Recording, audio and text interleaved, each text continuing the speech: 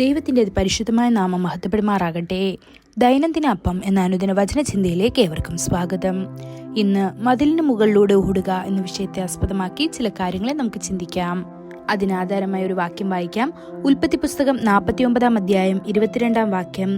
യോസഫ് ഫലപ്രദമായൊരു വൃക്ഷം, നീരുറവിനരികെ ഫലപ്രദമായൊരു വൃക്ഷം തന്നെ, അതിന്റെ കൊമ്പുകൾ മതിലിന്മേൽ പടരുന്നു.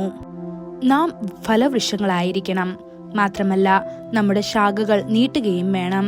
നമ്മുടെ എല്ലാ അതിരുകളും എപ്പോഴും വികസിച്ചുകൊണ്ടേയിരിക്കണം. നമ്മുടെ വിശ്വാസത്തിന്റെയും പ്രാർത്ഥനയുടെയും ശുശ്രൂഷയുടെയും വ്യാപ്തി എപ്പോഴും വികസിക്കണം. മതിലിന് മുകളിലൂടെ ഓടുക എന്നതിന്റെ അർത്ഥം എന്താണ്? ഒരു മതിൽ സാധാരണയായി പടരാനോ ഓടാനോ അവസരമില്ലാത്ത സ്ഥലമാണ്. സാധാരണഗതിയിൽ മുന്തിരിവള്ളികൾ ആവശ്യത്തിനായി സ്ഥാപിച്ച താൽക്കാലിക ഘടകങ്ങൾ മുകളിലൂടെയോ ചെടികൾക്കോ വലിയ മരങ്ങൾക്കോ മുകളിലോ കയറുന്നു. എന്നാൽ ഒരു മതിൽ കയറാൻ പ്രയാസമാണ്. എന്നാൽ അവസരങ്ങളില്ലാത്ത സ്ഥലങ്ങളിൽ പോലും നിങ്ങൾ കടന്നു പോവുകയും വികസിപ്പിക്കുകയും ചെയ്യും. സാഹചര്യങ്ങൾ അനുകൂലമല്ലെങ്കിലും നിങ്ങൾ അഭിവൃദ്ധി പ്രാപിക്കുമെന്ന് ദൈവം പറയുന്നു. എതിർപ്പുകളുടെയും പോരാട്ടങ്ങളുടെയും നടുവിലും നിങ്ങൾ അഭിവൃദ്ധി പ്രാപിക്കും. ഈ ലോകത്തിലെ ആളുകൾ നിങ്ങളെ നിരുത്സാഹപ്പെടുത്തുകയും നിങ്ങളൊരു ചെറിയ സ്ഥാപനത്തിലോ ചെറിയ പട്ടണത്തിലോ ജോലി ചെയ്താൽ ജീവിതത്തിൽ മുന്നേറാൻ കഴിയില്ലെന്ന് പറയുകയും ചെയ്തേക്കാം. എന്നാൽ കർത്താവ് തന്റെ സ്നേഹനിർഭയമായ കരങ്ങളാൽ നിങ്ങളെ ആശ്ലേഷിച്ചുകൊണ്ട് പറയുന്നു, മകനെ, ആ സ്ഥാപനത്തിലും ആ സ്ഥലത്തും ഞാൻ നിന്നെ അനുഗ്രഹിക്കുകയും നിന്നെ മഹത്വപ്പെടുത്തുകയും ചെയ്യും. ഞാൻ നിന്റെ അതിരുകൾ വികസിപ്പിക്കും. നിങ്ങൾക്ക് എതിരായവർ പോലും നിങ്ങളുടെ പക്ഷത്തായിരിക്കും. ഞാൻ നിന്നെ മഹത്വപ്പെടുത്തുകയും നിന്റെ അതിരുകൾ വിശാലമാക്കുകയും നിന്നെ ബഹുമാനിക്കുകയും ചെയ്യും. നിന്റെ ശാഖകൾ മതിലിന് മുകളിലൂടെ ഒഴുകും. യോസഫിന്റെ ശാഖകൾ ജയിൽ മതിലുകൾക്ക് മുകളിലൂടെ ഓടിക്കൊണ്ടിരുന്നു. ബൈബിൾ പറയുന്നു, അവർ അവന്റെ കാലുകൾ ചെങ്ങല കൊണ്ട് മുറിവേൽപ്പിച്ചു, അവൻ ഇരുമ്പിൽ കിടന്നു എന്ന്. ഇത് സങ്കീർത്തനം 105 അധ്യായം 18 വാക്യത്തിൽ കാണാൻ സാധിക്കും.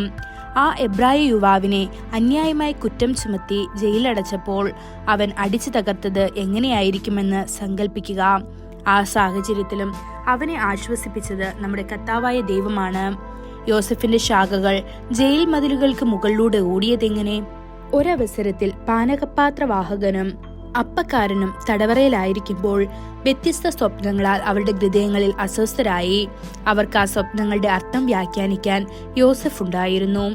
ആ സംഭവം ദൈവത്തിന്റെ പ്രവൃത്തിയല്ലാതെ മറ്റൊന്നുമല്ല.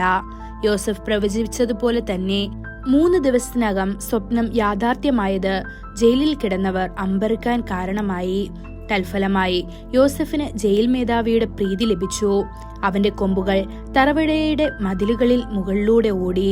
ദൈവമക്കളെ, നിങ്ങൾ ഇന്ന് പല എതിർപ്പുകളും സമരങ്ങളും കഷ്ടപ്പാടുകളും നിന്ദകളും അനുഭവിച്ചേക്കാം. എന്നാൽ വിഷമിക്കേണ്ട.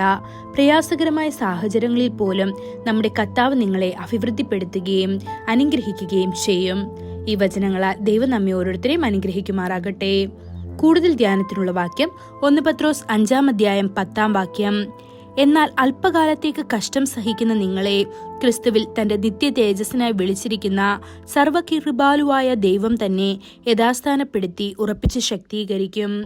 ഇന്നത്തെ ബൈബിൾ വായന രാവിലെ ഉൽപ്പത്തി 4, 5, 6 അധ്യായങ്ങൾ, വൈകുന്നേരം മത്തായി 2 അധ്യായം. ആമേൻ.